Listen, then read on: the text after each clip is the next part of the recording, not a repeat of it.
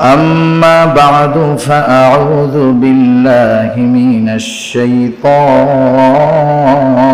الرجيم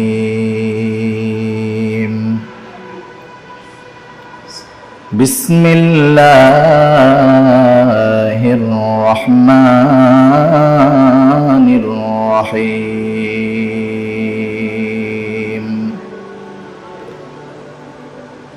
إن الدين عند الله الإسلام وقال تعالى اليوم أكملت لكم دينكم وأتممت عليكم نعمتي ورضيت لكم الإسلام دينا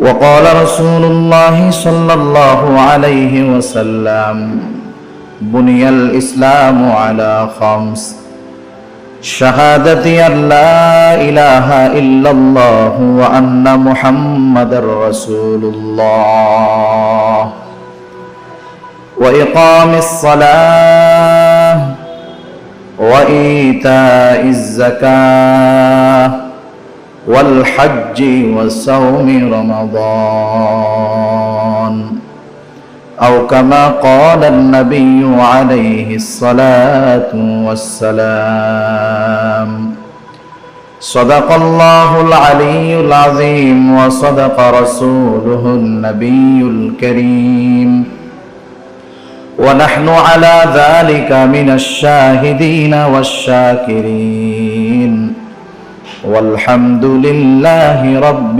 العالمين سبحانك لا علم لنا إلا ما علمتنا إنك أنت العليم الحكيم আমরা মুহাব্বতের সাথে সবাই দুরূদ শরীফ পাঠ করি আল্লাহুম্মা সাল্লি আলা মুহাম্মাদ وعلى آل محمد كما صليت على إبراهيم وعلى آل إبراهيم إنك حميد مجيد اللهم بارك على محمد وعلى آل محمد كما باركت على إبراهيم وعلى آل إبراهيم إنك حميد مجيد بلغ العلا بكماله كشف الدجى بجماله حسنت جميع خصاله صلوا عليه وآله لا إله إلا الله لا إله إلا الله لا إله إلا الله لا إله إلا الله لا إله إلا الله محمد رسول الله صلى الله عليه وسلم الحمد لله আল্লাহ রাব্বুল আলামিনের দরবারে অগণিত শুকর যে মহান মালিক আমাদের হায়াতে বরকত দিয়ে সুস্থ রেখে সম্মানিত মাস এবং গুরুত্বপূর্ণ একটি দিবস আশুরা সাথে সাথে আজকে আবার জুমার দিন এরকম একটি ফজিলতময় দিনে জুমার নামাজ আদায়ের লক্ষ্যে আগেই তার ঘর মসজিদে আসার তৌফিক যেই মহান মনিব দান করেছেন সেই মনিবকে খুশি করার জন্য মহব্বতের সাথে জবান খুলে অন্তর থেকে আমরা একবার কালিমাতুশ শুকর পাঠ করি আলহামদুলিল্লাহ। অগণিত দুরুদ ও সালাম সাইয়্যিদুল আম্বিয়া আশরাফুল আম্বিয়া খাতামুল আম্বিয়া বিশ্বনবী শেষ নবী শ্রেষ্ঠ নবী মুহাম্মদুর রাসূলুল্লাহ সাল্লাল্লাহু আলাইহি ওয়াসাল্লামের প্রতি আল্লাহ রাব্বুল আলামিন আমাদেরকে দুনিয়াতে অগণিত নিয়ামত দান করেছেন। আল্লাহ প্রদত্ত নিয়ামতের সংখ্যার হিসাব দুনিয়ার কোনো মানুষের দ্বারা করা সম্ভব নয়। আল্লাহ রাব্বুল আলামিন কত নিয়ামত দান করেছেন। পবিত্র কোরআনুল কারীমের মধ্যে আল্লাহ সুবহানাহু ওয়া তাআলা বলেন, ওয়া ইন তাউদ্দু নি'মাতাল্লাহি লা তুহসুহা, তোমরা যদি আল্লাহর নিয়ামত সমূহ গণনা করো, লা তুহসুহা, এই নিয়ামতের হিসাব তোমরা করতে পারবা না। সুবহানাল্লাহ, কত নিয়ামত আল্লাহ তাআলা দিয়েছেন। যে লোকটা অসুস্থ সে জানে সুস্থতার কত মূল্য, সুস্থতা কত দামি একটা নিয়ামত। আল্লাহ তাআলার কত সৃষ্টি আছে এটা আল্লাহ সুবহানাহু ওয়া তাআলাই একমাত্র ভালো জানেন। আল্লাহ রাব্বুল আলামিন আমাদের জানা অজানা যত সৃষ্টি আল্লাহ তাআলা করেছেন, কেন করছেন? পবিত্র কোরআনুল কারীমের মধ্যে আল্লাহ তাআলা বলেন, হুয়াল্লাযী খালাকা লাকুম মা ফিল আরদি জামিআ। আল্লাহ রাব্বুল আলামিন বলেন, তিনি আল্লাহ আল্লাযী খালাকা লাকুম মা ফিল আরদি জামিআ, যিনি তোমাদের জন্য খালাকা লাকুম, অর্থাৎ তোমাদের জন্য, তোমাদের উপকারের জন্য, তোমাদের কল্যাণের জন্য যা কিছু আছে সব কিছু সৃষ্টি করেছেন। তার মানে আল্লাহ তাআলার যত সৃষ্টি আছে এগুলা মূলত মানুষের কল্যাণের জন্য, মানুষের উপকারের জন্য, মানুষের খেদমতের জন্য আল্লাহ রাব্বুল আলামিন সৃষ্টি করেছেন। এই দৃষ্টিকোণ থেকে দুনিয়ার মধ্যে যত সৃষ্টি আছে সব সৃষ্টিগুলা আমাদের জন্য নিয়ামত, সব সৃষ্টি আমাদের জন্য নিয়ামত।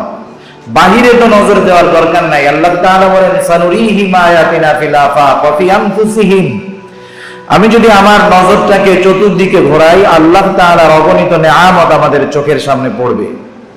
দূরে যাওয়ার দরকার নাই, নিজের দিকে, নিজের যেই বিষয়গুলো আছে, আমাকে আল্লাহ তাআলা যেই দেহ দান করেছেন, আমরা যদি নিজের দিকে খেয়াল করি, আল্লাহ প্রদত্ত নিয়ামত আমরা সচক্ষেই দেখতে পারবো। সেজন্য আল্লাহ বলে অফি আনফুসিহিম, তারা যদি নিজেদের দিকে নজর দেয় তাহলে আল্লাহর নিয়ামত সমূহ দেখতে পারবে। কত নিয়ামত আল্লাহ তাআলা রাখছেন, দামি দামি নিয়ামত আল্লাহ তাআলা রাখছেন। বিনা টাকায় বিনা চাওয়ায় আল্লাহ তাআলা দামি দামি নিয়ামত দিয়ে রাখছেন। অক্সিজেন নামক দামি নিয়ামত বিনা টাকায় বিনা চাওয়ায় আল্লাহ তাআলা দিয়ে রাখছেন। পানি কত দামি এক নিয়ামত। সমুদ্রের মধ্যে মাঝে মধ্যে আমরা খবর পাই যে সমুদ্রের মধ্যে মানুষ ডিহাইড্রেশনে, মানে পানির শূন্যতায় ভুগে মারা গেছে। সমুদ্রের মধ্যে তো পানির অভাব নাই, কিন্তু সমুদ্রের পানি তো পান করার উপযুক্ত না। অথচ একটা মানুষ যদি খাবারবিহীন থাকে 2, 4, 10 দিন আল্লাহ চাইলে বেঁচে থাকতে পারবে। কিন্তু একটা মানুষ যদি 10-15 দিন বিশুদ্ধ সুপেয় খাবার পানি না পায়, তার জন্য বেঁচে থাকা কঠিন। ঠিক কিনা বলেন? আল্লাহ তাআলা এরকম দামি দামি নিয়ামত বিনা টাকায় বিনা চাওয়ায় আল্লাহ আমাদেরকে দিয়ে দিয়েছেন। যদি এটার অভাব হতো তাহলে আমরা বুঝতে পারতাম যে এই নিয়ামত গুলা কত দামি নিয়ামত। এগুলা দুনিয়াবি নিয়ামত, কিন্তু আল্লাহ সুবহানাহু ওয়া তাআলার পক্ষ থেকে মানুষের জন্য, মানুষ হিসাবে সবচাইতে দামি যেই নিয়ামত আল্লাহ তাআলা আমাদেরকে দিয়েছেন, আল্লাহ তাআলা যেই নিয়ামতটা আমাদেরকে বিনা চাওয়ায় বিনা টাকায় বিনা পরিশ্রমে দিয়েছেন, এটার নাম হলো দ্বীন, এটার নাম হলো ঈমান। সুবহানাল্লাহ। কারণ দুনিয়ার মধ্যে একটা মানুষ যদি সম্পদ নামক নিয়ামত থেকে বঞ্চিত হয়, একটা মানুষের কোনো টাকা পয়সা নাই, একেবারে গরিব, মিসকিন, ফকির, এই লোকটা দুনিয়াতে ফকির ছিল, গরিব ছিল, কিন্তু পরকালে নাজাত পেয়ে জান্নাতে চলে গেল, তাহলে তো সে সৌভাগ্যবান। ঠিক কিনা? কিন্তু দুনিয়াতে তার সম্পদের অভাব নাই, সম্মানের অভাব নাই, ক্ষমতার অভাব নাই, কিন্তু লোকটা পরকালে নাজাত পেল না, জাহান্নামে চলে গেল, তাহলে তার এই দুনিয়াবি আসবাব, সম্পদ, সম্মান, টাকা পয়সা ন্যূনতম কোনো দাম নাই। ঠিক কিনা বলেন?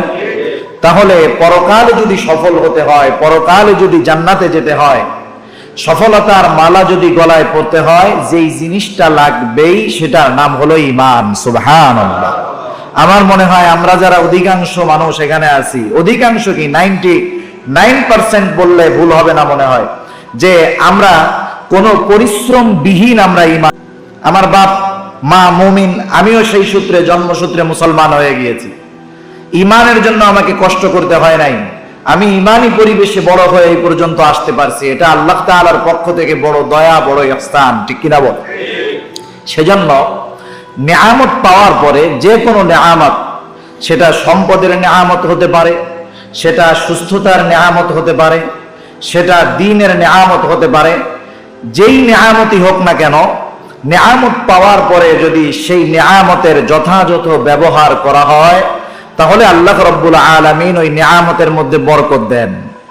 আর যদি নেয়ামতের অপব্যবহার করা হয়, তাহলে একটা সময় আল্লাহ রাব্বুল আলামিন তার থেকে হয়তো ওই নেয়ামতকে ছিনায় নেন। শুধু তা না, নেয়ামতের অপব্যবহার তথা নাশুকরি করার কারণে একটা সময় আল্লাহ প্রদত্ত কঠিন আযাবে তাকে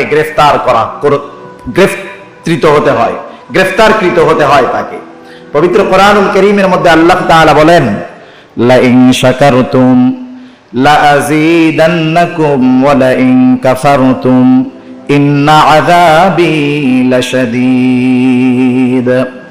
আল্লাহ রাব্বুল আলামিন বলেন, লা ইন শাকারতুম লা আযীদান্নাকুম। আল্লাহ তাআলা বলেন, তোমরা যদি আমি আল্লাহর নেয়ামতের কৃতজ্ঞতা প্রকাশ করো, লা আযীদান্নাকুম, আমি আল্লাহ তোমাদের জন্য নেয়ামতকে আরো বাড়ায়া দিব। শুধু বাড়ায়া দিব না, আল্লাহ রাব্বুল আলামিন অবশ্যই অবশ্যই বাড়ায়া দিব। এই কথাটা বলতেছেন, লা আযীদান্নাকুম, অবশ্যই অবশ্যই বাড়ায়া দিব। আল্লাহ তাআলা এরপরে বলেন, ওয়ালা ইন কাফারতুম, তোমরা যদি আমি আল্লাহর নেয়ামতের নাশুকরি করো, ইন্না আযাবি লাশাদীদ, তাহলে তোমরা জেনে রাখো আমি আল্লাহর আযাব বড়ই কঠোর। তাহলে আসেন, আমরা যে ঈমান পেলাম, দ্বীন পেলাম, ইসলাম পেলাম, এটা আল্লাহর পক্ষ থেকে নেয়ামত। এটা আল্লাহর পক্ষ থেকে কি বলেন? নেয়ামত। তাহলে যেটা নেয়ামত যেমন, নেয়ামতের শুকরিয়া আদায়ের পদ্ধতিও তেমন। এখন আমরা মুসলমান হয়েছি, মুমিন হয়েছি, ইমানদার হয়েছি। ইমানদার হওয়ার পরে যেই দায়িত্ব, যেই আদেশ নিষেধ আমাদের উপরে আল্লাহ তাআলা দিয়েছেন, সেটা মেনে চলা, এটা হলো এই নেয়ামতের শুকরিয়া আদায় করা। একজন মুমিন হলো নামাজ পড়ে না, ও নাশকর মুমিন। একজন মুমিন কিন্তু সে ঠিকমতো আল্লাহ তাআলার আদেশ নিষেধ মানে না, ও নেয়ামতের নাশকরি করে। আল্লাহ না করুক, এভাবে করতে করতে একটা সময় নাফরমানি করতে করতে, গুনাহ করতে করতে সে গুনাহকে বৈধ মনে করে করা শুরু করবে, আর এক সময় বেঈমান হয়ে দুনিয়া থেকে সে বিদায় নিবে, কিন্তু আমরা কেউ টেরও পাবো না। ঠিক কিনা বলেন? কারণ একটা মানুষের মধ্যে ঈমান আছে না নাই, এটা কি কোনো মানুষ কোনো মেশিন দিয়া, যত প্রযুক্তি সম্পন্ন মেশিন হোক না কেন, এটা দিয়ে কি টের পাওয়া যায় যে ঈমান আছে না নাই? হয়তো দেখা যাবে সে বেঈমান, তার জানাজা পড়তেছি, তার জন্য দোয়া করতেছি, কিন্তু তার ঈমান বলতে কিছু নাই। সেজন্য আল্লাহ সুবহানাহু ওয়া তাআলা যেহেতু আমাদেরকে এমন একটা জীবন ব্যবস্থা ইসলাম দান করেছেন, মুমিন হওয়ার তৌফিক আল্লাহ তাআলা দান করেছেন, সুতরাং আমাদের প্রত্যেককেই পরিপূর্ণভাবে ইসলামের মধ্যে দাখিল হওয়ার দরকার আছে না নাই? এজন্য আল্লাহ তাআলা কোরআনুল কারীমের মধ্যে বলেন, ইয়া আইয়ুহাল্লাযীনা আমানু দুখুলু ফিস-সিলমি কাফা ওয়া লা তাত্তাবিউ খুতুওয়াতিশ শাইতান ইন্নাহু লাকুম আদুউম মুবিন। আল্লাহ রাব্বুল আলামিন মুমিনদেরকে উদ্দেশ্য করে বলেন, হে ঈমানদারেরা, ইয়া আইয়ুহাল্লাযীনা আমানু, হে ঈমানদার সম্প্রদায়, উদখুলু ফিস-সিলমি কাফা, তোমরা ইসলামের মধ্যে পরিপূর্ণভাবে দাখিল হয়ে যাও, পরিপূর্ণভাবে ইসলামের মধ্যে প্রবেশ করো। অর্থাৎ হে মুমিন, তুমি তোমার জীবনটাকে পরিপূর্ণ ইসলামের আলোকে সাজাও। ওয়ালা তাত্তাবিউ খুতুওয়াতিশ শাইতান, তোমরা শয়তানের পদাঙ্ক অনুসরণ করো না, শয়তানের অনুসরণ করো না। আর এটা জেনে রাখো, ইন্নাহু লাকুম আদুউম মুবিন, শয়তান হলো তোমাদের জন্য প্রকাশ্য দুশমন, তোমরা শয়তানের অনুসরণ করবা না। আল্লাহ তাআলা কত সুন্দর কথা বললেন, ইসলামে পরিপূর্ণ প্রবেশ করতে বললেন, শয়তানের অনুসরণ করতে নিষেধ করলেন। তার মানে যেই সমস্ত মানুষ অনইসলামিক কাজ করে, ইসলাম বিদ্বেষী, ইসলাম বিরোধী কাজ করে, শরীয়তের বহির্ভূত পথে চলে, এই মানুষগুলা মূলত শয়তানের অনুসরণ করে। কার অনুসরণ করে? জোরে বলেন, শয়তানের অনুসরণ করে। এজন্য আমাদেরকে পরিপূর্ণভাবে ইসলামের মধ্যে, দ্বীনের মধ্যে আসার দরকার। কারণ ইসলাম হলো এমন একটা জীবন ব্যবস্থা, ইসলাম মানে শুধু নামাজ, রোজা, হজ, যাকাত এটা না। ইসলাম মানে শুধু নামাজ, রোজা, হজ, যাকাত এটা না। অনেক মানুষ অনেক সময় প্রশ্ন করে, দাওয়াত ও তাবলীগের মেহনতে আমাদের যেই ভাইয়েরা নিজেদের জানমাল উৎসর্গ করে মেহনত করেন। ওনাদেরকে অনেক সময় যারা দাওয়াত ও তাবলীগ পছন্দ করে না, অনেক সময় বলে এরকম, ইমানদারকে আপনারা আবার হুজুর কিসের ইমানের দাওয়াত দেন, আমরা তো ইমানদারি, বলে কি বলে না? বলে না যে আপনারা আবার কিসের ইমানের দাওয়াত দেন? অথচ আল্লাহ তাআলা কোরআনুল কারীমের মধ্যে বলেন, কি বলেন জানেন? ইয়া আইয়ুহাল্লাযীনা আমানু আমিনু আমানু আমিনু। আল্লাহ ইমানদারদেরকে বলতেছে, ইমানদারেরা তোমরা ঈমান আনো। আবার ইমানদারের ঈমান আনার কি দরকার? আল্লাহ তাআলা বলেন, কামা আমানুন নাস, কামা আমানান নাস, যেরকম ভাবে মানুষেরা ঈমান এনেছে। মুফাসসিরিনে কেরাম বলেন, মানুষেরা ঈমান আনছে বলতে কোন মানুষ উদ্দেশ্য? এখানে উদ্দেশ্য হলো সাহাবায়ে কেরাম যেমন ঈমান এনেছে তোমরাও এরকম ঈমান আনো। সুবহানাল্লাহ। সেজন্য আমাদের দাওয়াত ও তাবলীগের ভাইয়েরা যখন ঈমানের দাওয়াত দেয়, মূলত সঠিক দাওয়াতটাই তারা দেয়। কারণ কোন মানুষের মধ্যে যখন ঈমানের নূর পরিপূর্ণভাবে চলে আসে, তখন সেই লোক নামাজ ছাড়ে না, রোজা ছাড়ে না, গুনাহ করে না, নেকের কাজ ছাড়ে না। ঠিক কিনা বলেন? সেজন্য ইসলামকে আমরা শুধু যদি মনে করি 5 ওয়াক্ত নামাজ, রোজা, হজ, যাকাত, এর মধ্যেই মনে হয় ইসলাম সীমাবদ্ধ। আমি নামাজ পড়ি, রোজা রাখি, হজ করি, যাকাত দেই, মোটামুটি শালীনতার সাথে চলি, আমি মনে হয় বড় দিনদার, আমি মনে হয় বড় ইসলামিস্ট, এটা মনে করার কোনো সুযোগ নাই। ইসলাম হলো একটা দর্শন, ইসলাম একটা জীবন ব্যবস্থা। দুনিয়ার মধ্যে বিভিন্ন দেশ বিভিন্ন দর্শনে পরিচালিত হয়। আমাদের দেশে ইসলামিক সরকার নাই, আমাদের দেশ চলে গণতান্ত্রিক দর্শনে। কি দর্শনে? গণতান্ত্রিক দর্শনে। এটা হলো মানব রচিত একটি সংবিধান, যেখানে আমাদের অর্থনীতি, আমাদের সমাজনীতি এগুলা চলে গণতান্ত্রিক সিস্টেমে। কিছু দেশ আছে যেখানে সমাজতান্ত্রিক সিস্টেমে চলে, যেমন চীন, কমিউনিস্ট, ওরা এই ধরনের এক এক দেশে এক এক ধরনের দর্শন ফলো করে। কিন্তু মুসলমানদের জন্য দর্শন, জীবন আদর্শ হলো ইসলাম। কি বলেন? ইসলাম। এখন প্রশ্ন হলো, হুজুর আমাদের দেশ, আমাদের সমাজ, এখানে তো গণতান্ত্রিক দর্শন মানব রচিত সংবিধানে চলে, তাহলে আমরা কেমন করে দ্বীনের উপরে চলবো? ভাই আমার কথা হলো, আমি যদি সুদ না খাই, আমি যদি ঘুষ না খাই, আমি যদি পর্দায় চলি, 5 ওয়াক্ত নামাজ পড়ি, অন্যের হক যথাযথভাবে আদায় করি, আমাকে কি কেউ বাধা দেওয়ার আছে? তাহলে পরিপূর্ণ শরীয়তের উপরে চলার মতো সুযোগ আমার আছে। আমার এখনো আমার উপরে বাধ্যবাধকতা চাপায় দেওয়া হয় নাই যে তোমাকে সুদ খেতেই হবে, তোমাকে ঘুষ খেতেই হবে, তোমাকে বেপরদায় চলতেই হবে, না চললে তোমাকে শাস্তি দেওয়া হবে, মেরে ফেলা হবে। এই ধরনের কোনো কিছু তো আলহামদুলিল্লাহ আমাদের উপরে চাপায় দেওয়া হয় নাই। তাহলে পরিপূর্ণ ইসলামের উপরে চলার সুযোগ ব্যবস্থা আমাদের দেশে আছে না নাই? সেজন্য আমি যদি ইসলামের উপরে না চলি, তাহলে অন্য কাউকে দোষারোপ করার সুযোগ আমাদের নাই। সেজন্য ইসলাম শুধুমাত্র নামাজ, রোজা, হজ, যাকাত তথা ধর্ম মনে করি, ধর্ম না।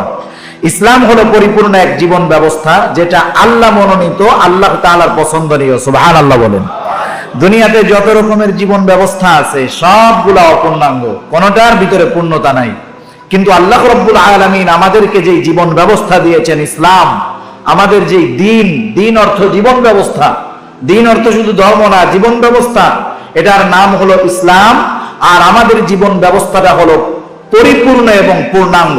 দুনিয়ার মধ্যে কোনো মানুষ বলতে পারবে না, কোনো জাতি বলতে পারবে না যে আমরা যেই সংবিধান বা আমরা যেই দর্শন রচনা করেছি এটা পরিপূর্ণ, এর মধ্যে কোনো অপূর্ণাঙ্গতা নাই।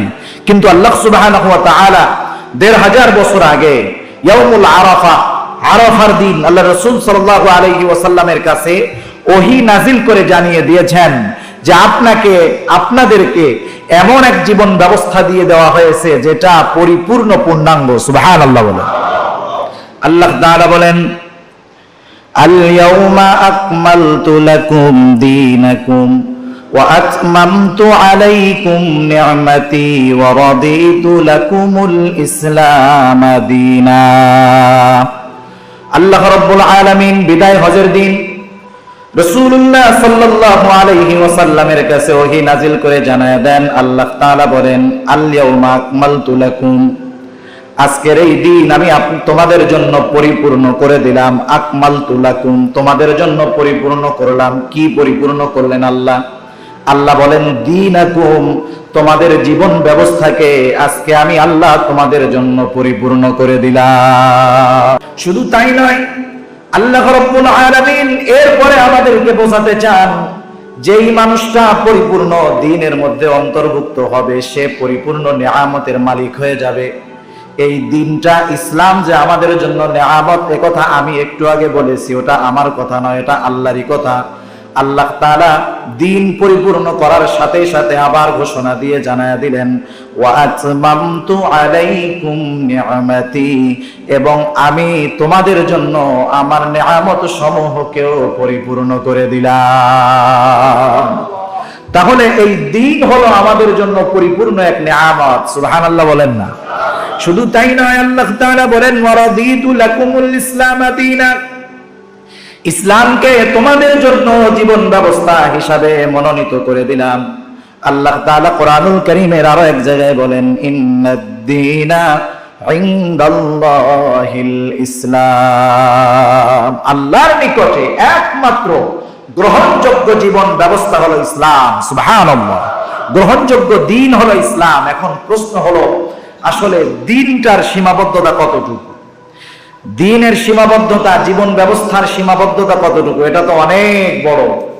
আমরা জিন্দেগির পর জিন্দেগি অতিবাহিত করব আর পুরা জিন্দেগি ইসলামের মধ্যে থাকবো, এটা কিভাবে সম্ভব? ইসলাম এমন এক জীবন ব্যবস্থা, প্রতিটা পদক্ষেপে পদক্ষেপে ইসলামের নির্দেশনা আছে। সুবহানাল্লাহ। এখন প্রশ্ন হতে পারে, প্রতিটা পদক্ষেপে ইসলামের নির্দেশনা আছে, কিন্তু সব নির্দেশনা কিভাবে আমরা মাইনা চলবো? এতগুলো মনে রাখবো কেমন? একটা প্রাইভেট কার, একটা গাড়ি, একটা গাড়ির মধ্যে পার্টস আছে 22 থেকে 23,000 রকমের। একটা প্রাইভেট কারের মধ্যে পার্টস আছে কত রকমের? 22 থেকে 23,000 রকমের। আমি আপনি কয়টা চিনি? 10, 12, 15, 20, 25টা। কিন্তু একজন অশিক্ষিত গ্যারেজের লোক, যে গাড়ি সারে 10-15 বছরের অভিজ্ঞতা আছে, ওই লোকটার ওই 22-23,000 পার্টস প্রত্যেকটার নাম তার মুখস্থ আছে। ওইটার সাথে থাকতে থাকতে গাড়ির কোন জায়গায় কোন পার্টসটার কি নাম সব তার মুখস্থ, ঠিক কিনা বলেন? কিন্তু ওর মুখস্থ আছে ঠিক, ওরে যদি আপনি খাতা কলম হাতে দিয়ে বলেন, তুই এইখানে বৈশা ওই 22,000 পার্টসের নাম একত্রে লেখা দিবি, ও পারবে? সম্ভব না। আমাদের এলাকার কত মানুষ আমি চিনি, কিন্তু সবার নাম একসাথে বলতে পারবো না। যখন সামনে আসবে তখন আমি তার নাম বলে দিতে পারবো। গাড়ির সমস্যা যখন ধরা পড়বে, ওই সমস্যার জায়গায় গিয়ে ও পার্সের নাম বলে দিতে পারবে। আমি যখন ইসলামের আলোকে চলা শুরু করব, প্রতিটা স্টেপ, প্রতিটা কর্মক্ষেত্রে, প্রতিটা কাজে যখন যাব, ওই স্থানে যখন যাব, এখানে ইসলামী নির্দেশনা কি আমার ওইটা মনে পড়ে যাবে। সুবহানাল্লাহ। আল্লাহ রাব্বুল আলামিন সেজন্য জীবন ব্যবস্থা পূর্ণাঙ্গ করে দিয়েছেন। এখন আসুন, দ্বীনের সংক্ষিপ্ত পরিচয় আমরা একটা হাদিস থেকে জেনে নিব। দ্বীনের সংক্ষিপ্ত পরিচয়, এরপরে ইনশাআল্লাহ আমরা আস্তে আস্তে, আল্লাহ তাআলা যদি তৌফিক দেয়, সামনে আমরা আস্তে আস্তে বিস্তারিত আলোচনার দিকে যাব। এখন যেই হাদিসটা থেকে আমরা দ্বীনের মৌলিক তথা সংক্ষিপ্ত মৌলিক পরিচয় আমরা জানব, এটা একটা প্রসিদ্ধ হাদিস। এই হাদিসটাকে বলা হয় হাদিসে জিবরিল। কারণ হলো, জিবরাইল আলাইহিস সালাতু ওয়াস সালাম মানব রূপে এসে রাসূলুল্লাহ সাল্লাল্লাহু আলাইহি ওয়াসাল্লামের কাছে প্রশ্ন করেছেন। প্রশ্নকারী জিবরাইল আলাইহিস সালাম, আর জবাব দিয়েছেন রাসূলুল্লাহ সাল্লাল্লাহু আলাইহি ওয়াসাল্লাম। এটাকে কেন্দ্র করে এই হাদিসটাকে বলা হয় হাদিসে জিবরিল। আবার মুহাদ্দিসিনে কেরাম বলেন, যেহেতু এই হাদিসে দ্বীনের মৌলিক বিষয়গুলোকে মোটামুটি একত্রে বর্ণনা করা হয়েছে, এজন্য এই হাদিসকে বলা হয় উম্মুল হাদিস। যেমন পবিত্র কোরআনুল কারীমের সূরা ফাতিহা, এটা হলো পবিত্র কোরআনুল কারীমের সার সংক্ষেপ। অনুরূপভাবে পরিপূর্ণ দ্বীনের সার সংক্ষেপ হলো এই হাদিসে জিবরিল, এজন্য এটাকে উম্মুল হাদিস বলা হয়। এই হাদিসের ঘটনা হলো হযরত ওমর রাদিয়াল্লাহু তাআলা আনহু হতে বর্ণিত। তিনি বলেন, একদিন আমরা রাসূলুল্লাহ সাল্লাল্লাহু আলাইহি ওয়াসাল্লামের দরবারে উপস্থিত আছি, আমরা বসা আছি। হঠাৎ একজন মানুষ আমাদের মজলিসের মধ্যে প্রবেশ করলেন। এই লোকটার গায়ের মধ্যে ছিল সাদা, ধবধবে সাদা পোশাক, তারপরে তার চুলগুলা ছিল অতি কালো। এই লোকটা যে বাহির থেকে সফর করে আসছে, সফর করার কোনো চিহ্ন তার চেহারার মধ্যে ছিল না। আমরা তো এখন গাড়ির মধ্যে, এসি গাড়ির মধ্যে আসার পরেও চেহারার মধ্যে সফরের ক্লান্তির ছাপ। আর যদি একটা মানুষ দূর থেকে ঘোড়ায় চড়ে মরুভূমির পথ পাড়ি দিয়ে কিছু পথ অতিক্রম করে, তাহলে ধুলায় চেহারা মলিন হয়ে যায়, চুলগুলা উস্কো খুস্কো হয়ে যায়, চেহারার মধ্যে তার সফরের ছাপ স্পষ্ট বোঝা যায়। কিন্তু লোকটার পোশাকের মধ্যে কোনো সফরের ছাপ নাই। লোকটার চুলের মধ্যেও কোনো সফরের ছাপ নাই, বোঝা যাচ্ছে একেবারে সব পরিপাটি। লোকটা কি করলো? লোকটা আসলো, এবং এই লোকটাকে আমরা আগে কখনো দেখি নাই এবং আমরা কেউ লোকটাকে চিনিও না। লোকটা আসার পরে রাসূলুল্লাহ সাল্লাল্লাহু আলাইহি ওয়াসাল্লামের কাছে গিয়ে বসলো। বসার পরে সে আল্লাহ রাসূলের সাথে তার দুই হাঁটু, আমরা আত্তাহিয়াতুস সূরাতে যেটা বলি সেভাবে বসে আল্লাহ রাসূলের সামনাসামনি একেবারে দুই হাঁটু কাছাকাছি মিশায় দিয়ে বসলো। এরপরে সে তার দুই হাত, মুহাদ্দিসিনে কেরাম বলেন যে আল্লাহ রাসূলের দুই রানের উপরে রাখলো অথবা তার রানের উপরে রাখলো, সুন্দরভাবে আদবের সাথে বসলো। বসার পরে এবার আল্লাহ রাসূল সাল্লাল্লাহু আলাইহি ওয়াসাল্লামকে সে প্রশ্ন করা শুরু করছে। একে তো অপরিচিত লোক, আমরা কেউ কোনোদিন দেখি নাই, একেবারে আল্লাহ রাসূলের সামনে গিয়ে সামনাসামনি বসছে, আবার প্রশ্ন করা শুরু করছে। সবাই একটু অবাক হয়ে গেল। প্রশ্ন শুরু করে দিল। প্রথম প্রশ্ন করতেছে, বলতেছে ইয়া মুহাম্মদ আখবিরনি আনিল ইসলাম। হযরত ওমর রাদিয়াল্লাহু তাআলা আনহু বলেন, লোকটা প্রথম প্রশ্ন করতেছে, বলতেছে হে মুহাম্মদ সাল্লাল্লাহু আলাইহি ওয়াসাল্লাম আখবিরনি আনিল ইসলাম, আমাকে ইসলামের ব্যাপারে খবর দিন, ইসলাম সম্পর্কে আমাকে বলেন। রাসূলুল্লাহ সাল্লাল্লাহু আলাইহি ওয়াসাল্লাম তার কথার জবাব দেওয়া শুরু করলেন। আল্লাহর নবী বললেন, আল ইসলাম আন তাশহাদা আল্লা ইলাহা ইল্লাল্লাহ ওয়া আন্না মুহাম্মাদার রাসূলুল্লাহ ওয়া তুকিমাস সালাহ ওয়া তু'তিজ যাকাহ ওয়া তাসুমা রমাদান ওয়া তাহুজ্জাল বাইতা ইন ইসতাতা ইলাইহি সাবিলা। ইসলামের পরিচয় রাসূলুল্লাহ সাল্লাল্লাহু আলাইহি ওয়াসাল্লাম দিলেন। প্রশ্নের জবাবে আল্লাহর নবী বললেন, শোনো, ইসলাম হলো এই ব্যাপারে সাক্ষ্য দেওয়া যে আল্লাহ ছাড়া কোনো ইলাহা নাই এবং মুহাম্মদ হলেন আল্লাহ রাব্বুল আলামিনের রাসূল, এটা সাক্ষ্য দেওয়া। এরপরে ওয়া তুকিমাস সালাহ, নামাজ কায়েম করা, ওয়া তু'তিজ যাকাহ, যাকাত ফরজ হলে যাকাত দেওয়া, ওয়া তাসুমা রমাদান, রমাদান মাসে রোজা রাখা, ওয়া তাহুজ্জাল বাইত ইন ইসতাতা ইলাইহি সাবিলা, যদি সামর্থ্য থাকে হজ ফরজ হলে হজ করা। এটা হলো ইসলাম, এটা হলো ইসলামের মৌলিক বিষয়। এই হাদিস থেকে আমরা দ্বীনের মৌলিক বিষয়গুলো সম্পর্কে শিখতেছি। রাসূলুল্লাহ সাল্লাল্লাহু আলাইহি ওয়াসাল্লাম আর হাদিসের মধ্যে বলেন, বুনিয়াল ইসলামু আলা খামস, ইসলামের রোকন, ইসলামের ভিত্তি, ইসলামের ফাউন্ডেশন হলো পাঁচটি। রাসূলুল্লাহ সাল্লাল্লাহু আলাইহি ওয়াসাল্লাম বলেন, বুনিয়াল ইসলামু আলা খামস, শাহাদাতি আল্লা ইলাহা ইল্লাল্লাহু ওয়া আন্না মুহাম্মাদার রাসূলুল্লাহ, এই ব্যাপারে সাক্ষ্য দেওয়া যে আল্লাহ ছাড়া কোনো ইলাহা নাই এবং মুহাম্মদ সাল্লাল্লাহু আলাইহি ওয়াসাল্লাম আল্লাহর রাসূল। ওয়া ইকামিস সালাহ, নামাজ কায়েম করা, ওয়া ইতাইজ যাকাত, যাকাত আদায় করা, রমজান মাসে রোজা রাখা, হজ করা। এই পাঁচটা হলো ইসলামের মূল ভিত্তি, যাকে আমরা ফাউন্ডেশন বলি।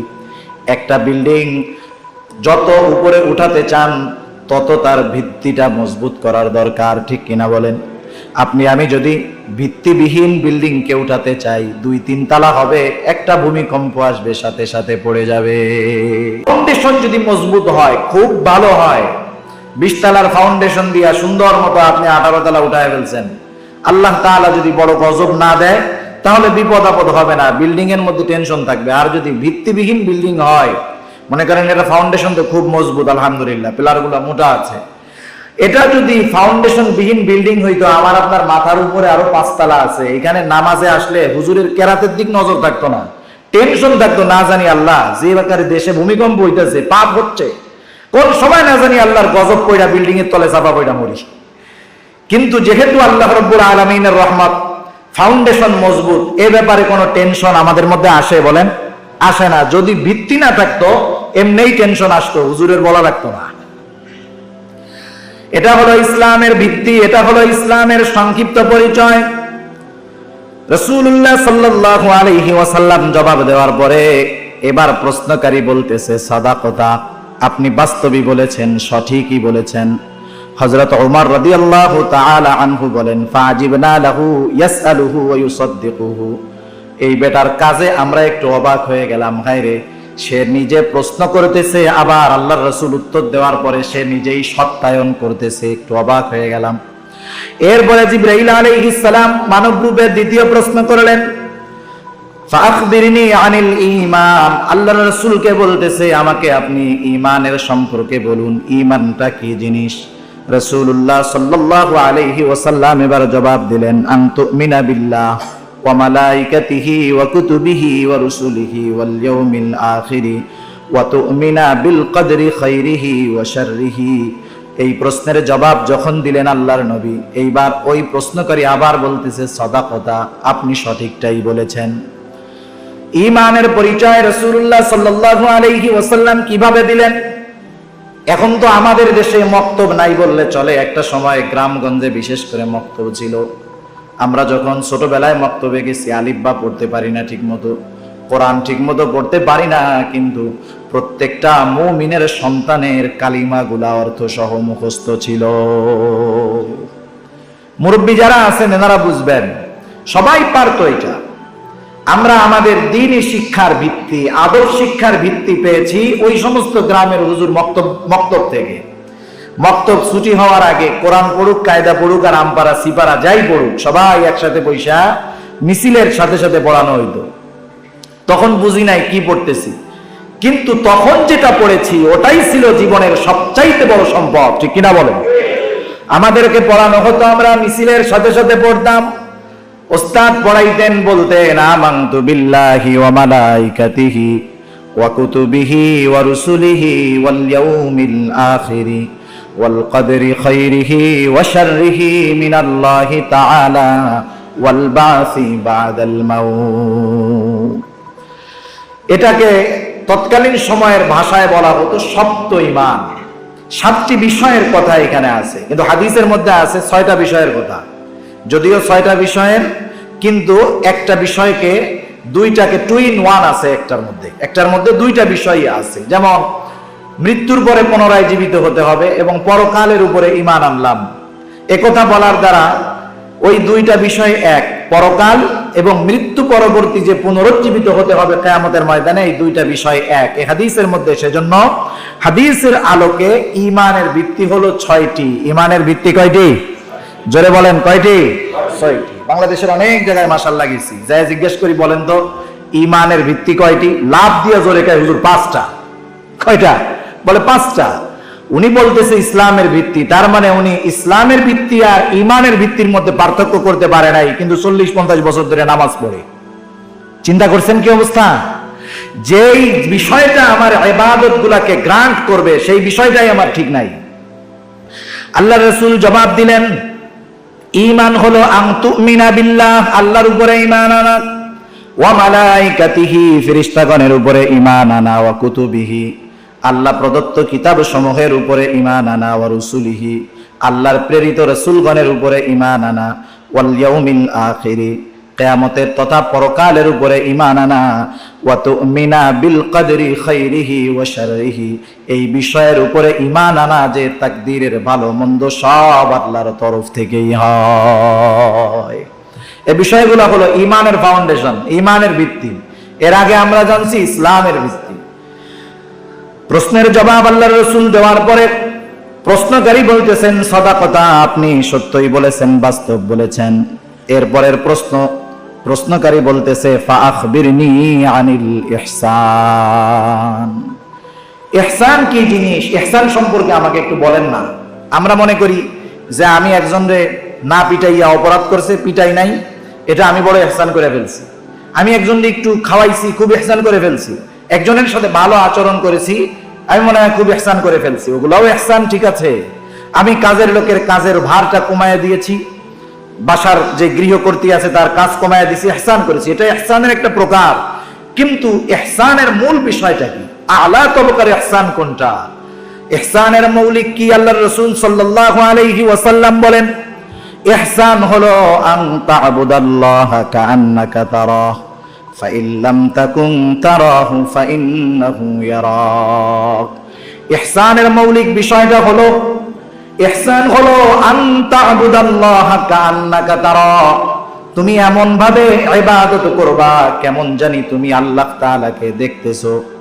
যদি তোমার অবস্থা অমন না হয় যে তুমি আল্লাহকে দেখতেছো, ফাইল্লাম তাকুন তারাহু ফাইন্নাহু ইয়ারাকা, তুমি আল্লাহকে দেখতেছো না ঠিক, কিন্তু আল্লাহ আমাদেরকে দেখতেছে, কোনো সন্দেহ আছে? কোনো সন্দেহ নাই। আল্লাহ তাআলা কত নিকটে জানেন? আল্লাহ তাআলা বলেন, আমি বান্দার শাহ রগের চাইতেও বেশি নিকটে। সুবহানাল্লাহ, এত নিকটে আমাদের। আমি আমার নিজের কাছে যত নিকটে, তার চাইতে বেশি নিকটে কে? আল্লাহ তাআলা তার চাইতে বেশি নিকটে, বুঝতে হবে।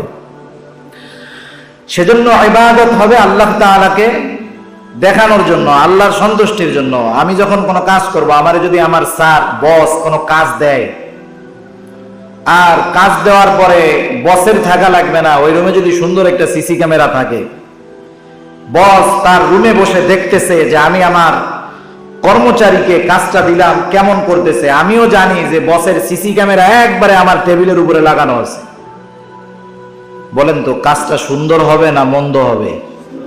সর্বোচ্চ সুন্দর করার প্রচেষ্টা করা হবে। কারণ কি? বস দেখতেছে। কে দেখতেছে? বস দেখতেছে। আল্লাহ তাআলা আমাকে আপনাকে তার ইবাদত করতে বলছে, আবার আল্লাহ বলে আমি কিন্তু দেখতেছি। এই টেন্ডেন্সি, এই চিন্তাধারা, আমরা দুনিয়ার সিসি ক্যামেরা, দুনিয়ার নজরগুলোকে ভয় পাই, কিন্তু আল্লাহ তাআলার নজর, আল্লাহ তাআলার দেখারে ভয় পাই না। যদি আমরা ভয় পাইতাম, আমাদের অন্তরের মধ্যে যদি ওই চিন্তা থাকতো, তাহলে আমাদের ইবাদত সুন্দর হতো। তাহলে দেখেন ইহসান হলো কি? আল্লাহ আমাকে দেখতেছে, এই চিন্তাধারা অন্তরে নিয়ে ইবাদত করা, এটা হলো ইহসানের সর্বোচ্চ পর্যায়ের অবস্থান। সুবহানাল্লাহ। এরপরে প্রশ্নকারী বলল, সাদাকাতা, আপনি সত্যই বলেছেন, আপনি যথাযথ বলেছেন। এইবার প্রশ্নকারী প্রশ্ন করতেছে, ফাআখবিরনি আনিস সাআহ, আপনি আমাকে কিয়ামতের সম্পর্কে বলেন।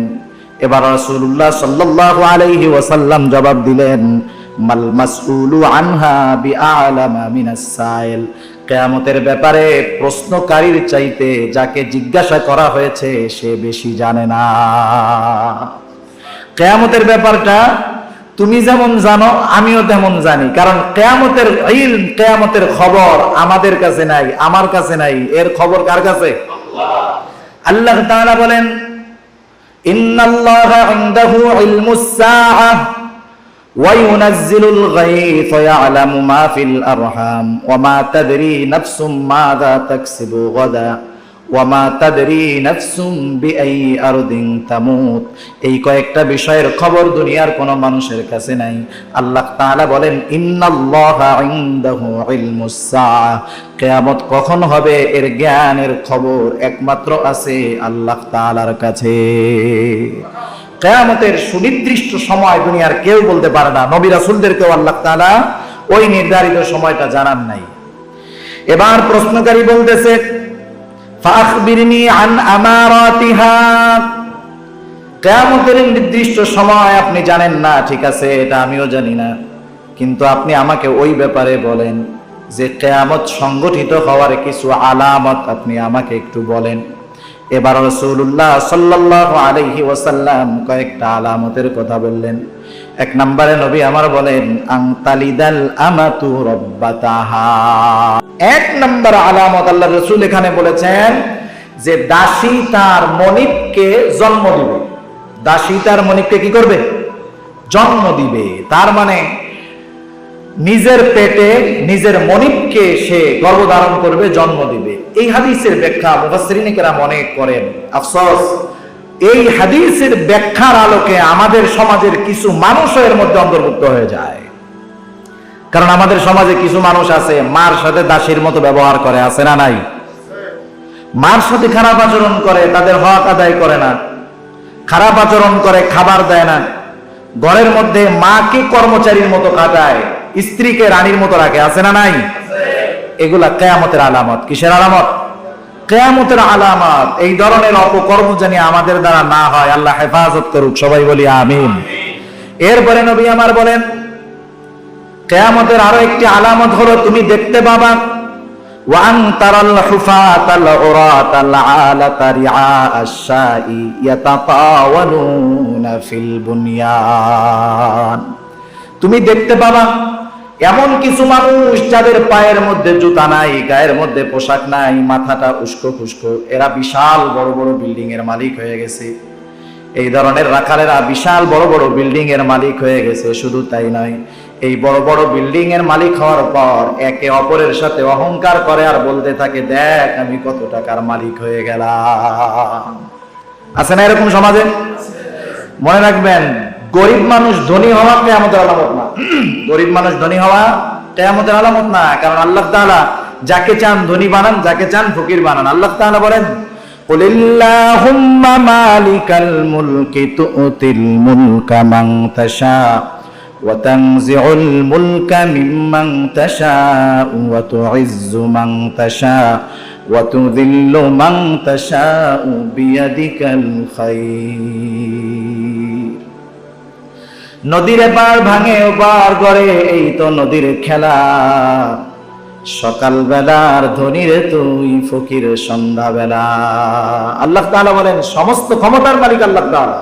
ওয়া তুইজ্জু মান তাশা ওয়া তুযিল্লু মান তাশা। আল্লাহ যাকে চান ইজ্জত দেন, যাকে চান আল্লাহ বেইজ্জতি করেন। কারণ এই সব কিছুর ক্ষমতা কার হাতে? জোরে বলেন, আল্লাহর হাতে। এখন কেউ যদি গরিব থেকে ধনী হয়, এটা কিয়ামতের আলামত না। কিয়ামতের আলামত হলো তখন যখন ওই ধনী, ওই গরিব থেকে ধনী হওয়া ব্যক্তিটা অতীতকে ভুলে তার বর্তমান অবস্থা নিয়ে অহংকার করে আর প্রতিযোগিতা করে। ঠিক কিনা বলে? সেজন্য অতীতকে বলা গেলে চলবে না। আমার অতীত কি ছিল মনে রাখতে হবে। আমি আমার অতীতকে যদি স্মরণ রাখি, তাহলে আল্লাহ তাআলার কৃতজ্ঞতা প্রকাশ করতে পারবো। আর আমি যদি আমার ওই কষ্টের অতীতকে ভুলে যাই, তাহলে অহংকারী হব। তাহলে আমার মধ্যে অহংকারের বীজ বপন হবে, আমার দ্বারা কিয়ামতের আলামত সংঘটিত হবে। ঠিক কিনা বলেন? এই দুইটা কথা বলার পর এবার প্রশ্নকারী সুম্মান তালাকা, সেখান থেকে চলে গেল। হযরত ওমর রাদিয়াল্লাহু তাআলা আনহু বলেন, ফালা বিফতু মালিয়া, ওইখানে কিছু সময় আমি এবং আমরা বসা ছিলাম। এবার রাসূলুল্লাহ সাল্লাল্লাহু আলাইহি ওয়াসাল্লাম বলেন, হে ওমর, তুমি কি জানো এই প্রশ্নকারী ব্যক্তি কে ছিল? হযরত ওমর রাদিয়াল্লাহু তাআলা আনহু বললেন, আল্লাহ এবং তার রাসূল ভালো জানেন। আল্লাহর নবী বললেন, শোনো, সে ছিল জিবরাইল। ফাইন্নাহু জিবরিল, সে ছিল জিবরাইল। মানব রূপে আসছে। কি জন্য আসছে? আতাকুম ইউআল্লিমুকুম দীনাকুম, তোমাদেরকে তোমাদের দ্বীন শিক্ষা দেওয়ার জন্য জিবরাইল এখানে এসেছে। তাহলে দ্বীনের মৌলিক যেই কথাগুলো আমরা জানলাম, শিখলাম, এটা দুনিয়ার কোনো মানুষের বানানো না। রূহুল আমিন, বিশ্বস্ত ফেরেশতা, যার মাধ্যমে 23 বছর ব্যাপী কোরআনুল কারীম নাজিল হয়েছে, সে আল্লাহ রাসূলের কাছে আসছে। তার দ্বারা আমরা দ্বীনের মৌলিক বিষয়গুলো আমরা জানতে পেরেছি। ইনশাআল্লাহ আল্লাহ রাব্বুল আলামিন যদি চায়, সামনে আমরা এই দ্বীনের বিস্তারিত আলোচনা ধারাবাহিকভাবে করব। আর আমরা আগে আগে আসার চেষ্টা করব। কারণ জুমার দিন মসজিদে যত বেশি থাকা যাবে তত ফজিলত বেশি। আল্লাহ তাআলা আমাদের তৌফিক দান করুক। সবাই বলি আমিন।